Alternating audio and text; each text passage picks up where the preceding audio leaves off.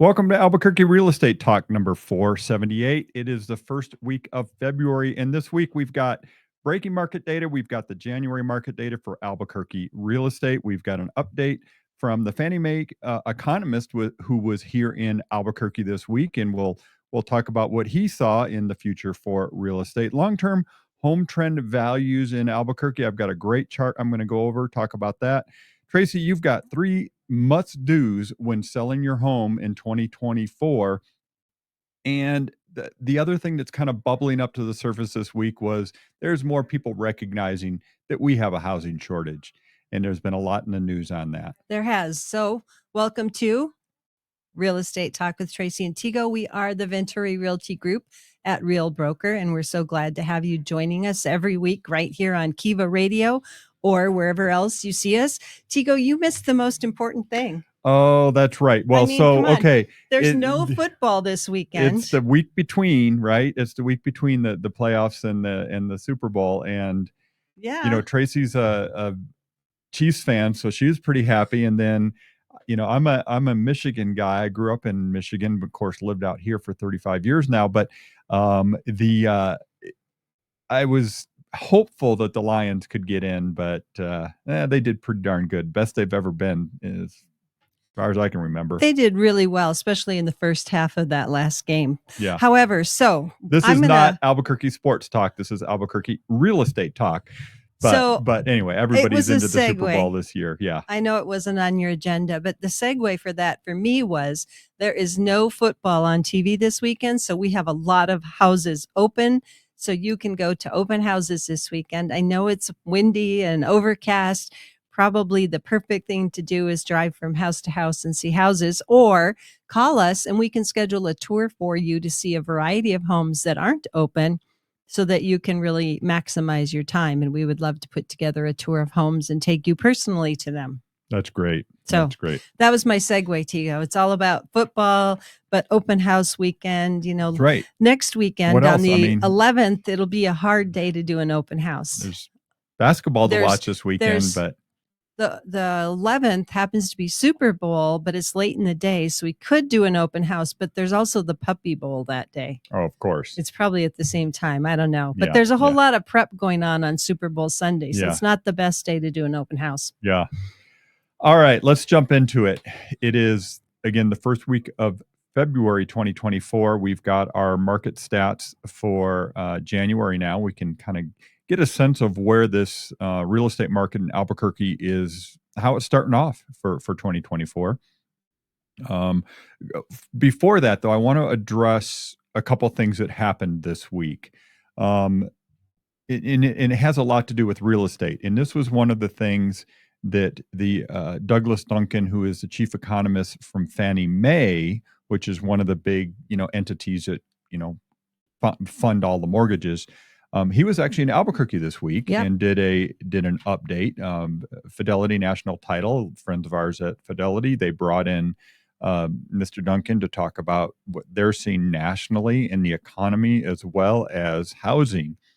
And I don't know what your takeaway, Tracy, was, but the thing he kept talking about is that Fed Chair Powell came out earlier this week and said, we're not doing anything with rates. We're not reducing the Fed rate for sure in March, right? Right. And that's, that generally kind of follows what mortgage rates end up doing. But basically he said, we're not doing anything, not even in March. He said the indicators aren't there to require a cut in the Fed rate. And right, because they want to make sure that inflation's under control and before they do anything. So go ahead. What were your takeaways? You don't know my takeaway. Yeah, no, I'm sorry. Yes, your takeaway. My takeaway was 2024 is going to be status quo, sort of. We know that home prices, every indication is home prices are going to continually inch up this year. They won't be down overall by the end of the year, but we expect interest rates not to change significantly in 2024, maybe at the end of the year. Well, that's the other thing that's interesting that happened this week was, so first off, let's get back to what the economist Duncan said. was, yeah, they don't see any big changes. 2023 was a slow year in home sales in the units and number of homes selling. He thinks 2024 is going to increase a little bit, but it's not going to be significant. There's not going to be a huge amount of sales, but there'll be more. Right. And then he put out a projection saying that by the end of 2024, they expect interest rates to be in the high fives. So right now, today, we're in kind of the high sixes, basically, somewhere in there. Let's say 6.75, something like that. Well, the day after his talk here in Albuquerque, the jobs number came out, which shocked everybody. And if Right. anybody's following the economy, amateur economists like myself, that is going to put pressure on mortgage rates and going up. So right now, it's looking less likely that we're going to have any big shift in mortgage rates throughout the year. Any big shift downward. Downward. Right. Right. The jobs report kind of put a halt on the possibility for the near term. It's interesting, Tracy. We've been doing this show now, 10 years or something, 400 and whatever, 78 episodes. And we've been talking about mortgage rates all the time. We always see those projections. And I can't remember one time where the experts were able to predict what mortgage rates are going to be 6 months, definitely a year from now, because it's just, there's so many things that play into mortgage rates. Right. And the takeaway from that is if you need to buy or sell, the time is always right, and trying to figure out and wait for the best mortgage rates or whatever isn't going to matter, because let's just play the game this out. So let's say mortgage rates drop by a point, right? Now we're at 5.875, let's say, high fives, and people go, "Oh, great. Okay, now I can sell because, I can get a better rate, or I can buy because I can get a better rate." Well, you know what happens? That means that you've got all this new activity, and it's just going to spur more price growth. Right. So I did see a survey this week that I don't know where it was done, so I can't quote it. But they were saying they did a survey of home sellers and said if you needed to move, it was home sellers with an interest rate like low threes or below, mid threes or below. That was that economist. Yeah. Yeah. What interest rate would it need to be at for you to say, okay, I'm okay to leave that 3 something behind and move to this higher rate so that my quality of life and where I live is really where I want to be? And I think the consensus was around 5.5. Yeah. And I saw some realtor friends that I know in the Austin, Texas area advertising that they have high 5 interest rates right now with no mortgage insurance for conventional in that market. So I'm not sure what that's about, but I know there are some lenders here that have rates in, decent sixes. So yeah, I mean, obviously shop it around, but of course compare not just the rate, but the cost. But what they charge you to do the loan, and most people don't even ask that question. Yeah, Did you know and that? if there's buy downs and all that stuff, we're not going to get into that today. But so we have a lot of people who closed houses in the last 6 months at 8 or higher. Yeah. So they'll want to be watching those interest rates. Yeah, And we can talk to them about refinancing at about a year in, right? Yep. Okay. Yep. Okay. Ready? Drum roll. Are we going to talk January statistics? 2023, January 2024 market stats, home sales data for the Albuquerque area.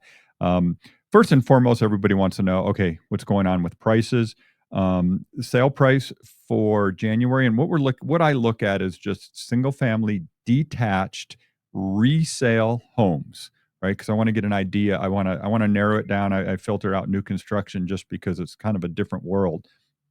Median price in the Albuquerque area is now $425. That's actually quite a bit lower than earlier in the year where we were. 425. I said did I say 425? I meant, I'm sorry, 325, not 425. I was like, wow, 425, and you're saying it's lower. What? Yeah. So, earlier in the year, like July, it was 350. Now we're at 325.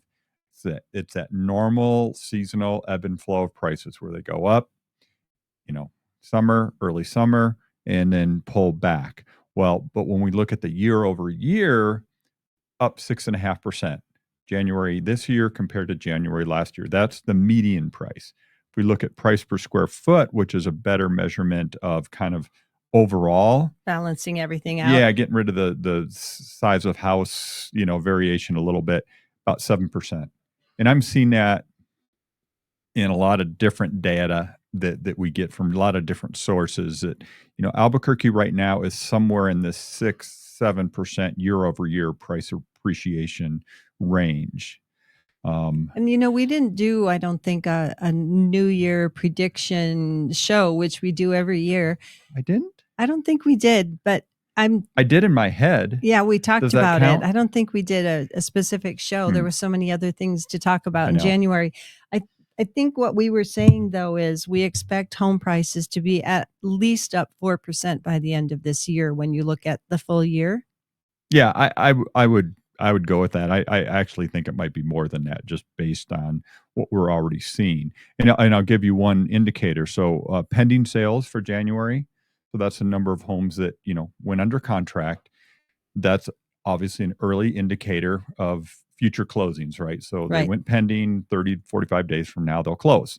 Well, January this year is up 15% from January last year. It's not a huge number. It's only about 700, but that's still a significant increase. So Right. there are definitely buyers out there. And we know that anecdotally, right, Tracy? Yeah, we sure do. We know that our phone's been ringing. People seem like the new year started. Kids are back in school. We need to find that house. And they're thinking early, which is smart because once, it really warms up in mid March or whatever, everybody starts thinking summer's here and it's time to get moved by the end of the school year, and it heats up. And then the home buyers have more competition for those homes that are on the market. Yeah. So, yeah. A couple other just takeaway, just a couple quick data points from the January home sales data for Albuquerque. Month supply of inventory, 1.2 months supply. so Yeah, go ahead. what does month supply of inventory mean? That means that is if no more homes come on the market, how long before we have no homes on the market, basically. So it would at take the 1 same point. at the same pace of sales. Yeah. So it would take 1.2 months for everything that's right now on the market to sell. Yeah, it's a really good measurement of supply and demand. And the classic traditional number was 5-6 months supply was a balanced market. Right. Well, we haven't seen that since Been a lot of years. 2017, I think. Or, yeah. Maybe even further back. Well, I've got it right here, but yeah. So yeah, I mean, it's still very tight supply, and actually that kind of segues into another topic is the economist that was here from Fannie Mae this week in Albuquerque. He said it over and over and over again: is that we have a housing shortage in the United States. And one of the things, Tego, he talked about was new construction and housing starts. And across the country, he had data for new houses being built, right? Mm-hmm. And for New Mexico, he had good news. Yeah. He said, well, we're building at a faster pace than other communities around the country, which he said, we need that. Good job, builders. And we had quite a few builders in that audience we did. when he was there. So it was good for them to know they're on the right path. What's pretty cool is I'm going to go back to this. So there was an event, we've been kind of talking about it here in Albuquerque this week, where Fidelity National Title, one of the local title companies, the biggest title company in Albuquerque, they brought these folks in to just educate the realtor community as well as other real estate professionals like mortgage people and builders. And it was great, and it was really good turnout. It was about 450 real estate professionals there, which was excellent. And everybody getting educated and being smart about what's going on in real estate. So yeah, it was really great. Good to see. Well, and one of the presenters was not really real estate related, even though he works for Fidelity Title. Yeah. He was more inspirational, and it was awesome. A Navy SEAL that gave a lot of good mental stuff for all of us to hear. So anyway. So wait, let me just wrap back up. Can we keep going off, sorry, the rabbit hole here, but the January numbers, basically foot traffic is strong. The number of homes being shown, pendings are strong. Home prices up year over year. Inventory still very low. I look at this week, we had more homes come on the market this week than go off the market. No, I said that backwards. We had more homes go off the market than come on the market. So inventory is actually in a declining state right now and probably will continue for another month or so. So anyway, and no really distress in the market whatsoever Yeah. from a seller standpoint. And the only other thing you didn't mention in that list was, and even though interest rates may be staying sort of steady for a while, they are down quite a bit from the high.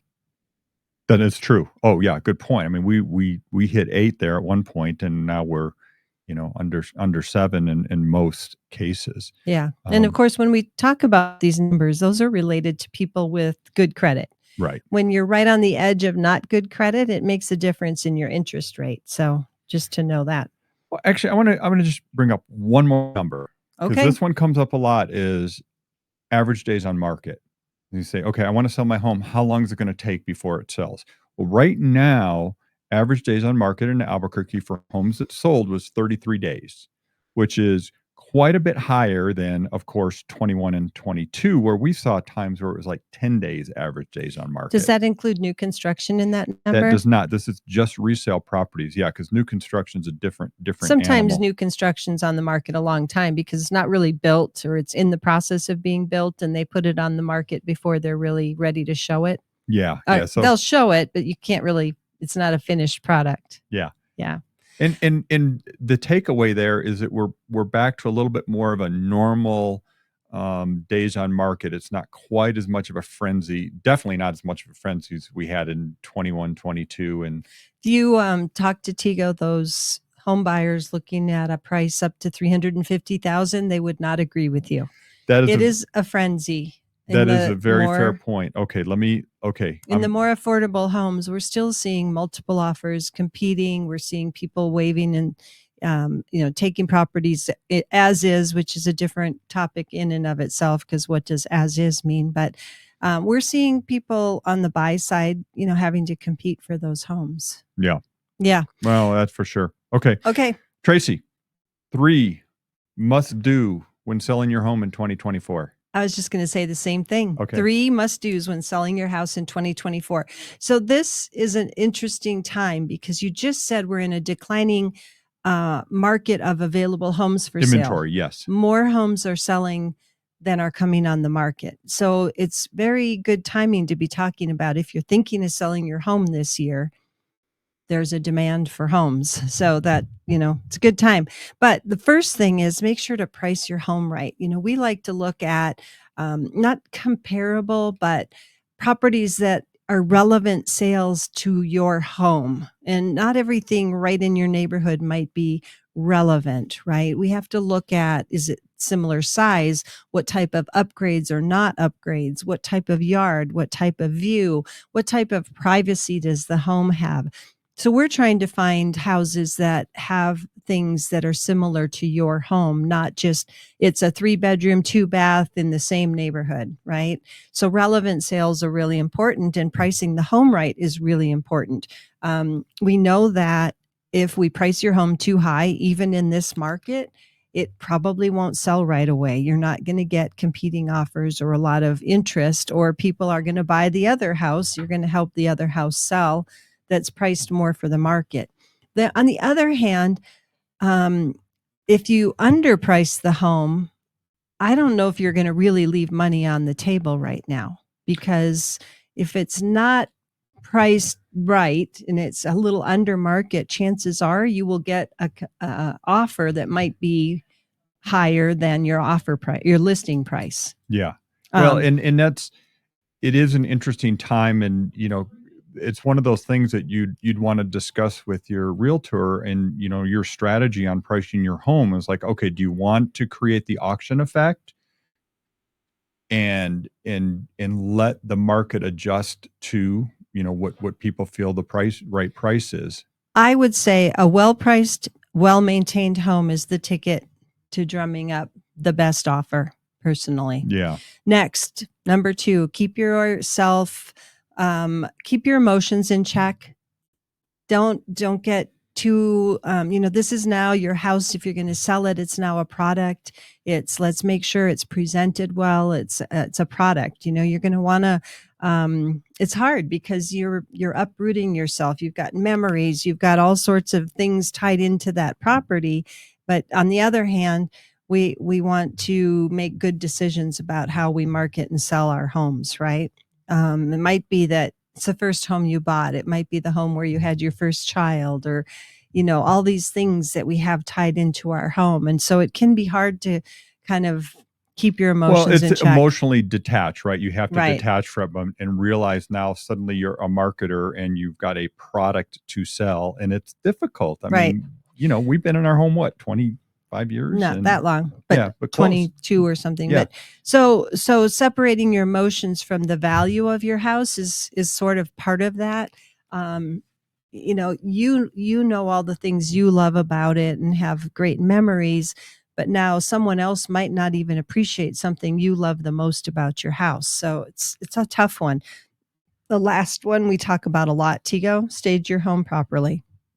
And it doesn't mean hire somebody to come in and bring furniture and stage your home. It means, let's go through the house and uncustomize it a bit, make it so that other people can visualize themselves in the house. Well, And it's merchandising. it is merchandising. And normally what true home stagers say, because I go to a lot of those appointments, is pack up half of everything. You've got shelves, you've got things out, you're going to be moving, go ahead and get some of those boxes, pack up everything. And we always say, go ahead and put them in the garage, stack them up in the garage. It's okay. By the time people are looking at your home and get to the garage, they've already decided if they love your home or not, typically. Now, some garages are pretty special, I know, so you might have to get a storage unit. I know there's always that debate between the male and female realtors about whether the garage is that important, and it is that important, but Well, you can see past a bunch of boxes. Okay, I'm going to go there. Who makes a decision on home buying on average, right? We're not talking about everybody, but on average, is it more the male or the female? Can we really talk about this? No, we can't. You know what, Tego? It's interesting because I've shown thousands of houses and been with different groups of people deciding, and it's interesting because it seems like there's always somebody who's the decision maker, but in the end it's kind of like the silent one who really does get to decide. So I don't know that it's always the female, but maybe she's more vocal about what she likes. I don't know. Could be. Yeah, I think Anyway, it we were depends. talking staging. Yeah, I know that's a whole. I didn't mean to go down that road. The Sorry. bottom line there is, if you're considering selling, let's connect so we can help you navigate that process and prioritize your must-dos. Get with us before you decide on your must-dos, because a lot of times we come in at the end and you invite us in after you've already done everything you think you need to get your house ready.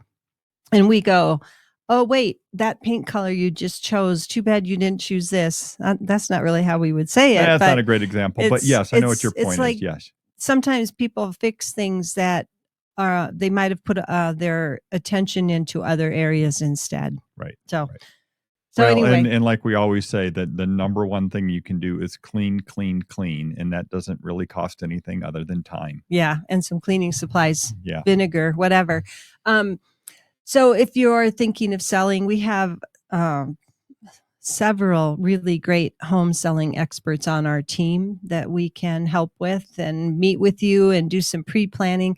The earlier you start, the better, because it always takes longer to get your house ready than you think it does, right? And the whole process, we like to have plenty of time so we get great photos, great pre-marketing. And when we put your home active on the market, that it is spit shine and polished and everything's ready to go, and the marketing hits and it creates a big buzz, and we have our big grand opening. So that's always better to do it with a little bit more time than you think. Yep, for sure. Yep.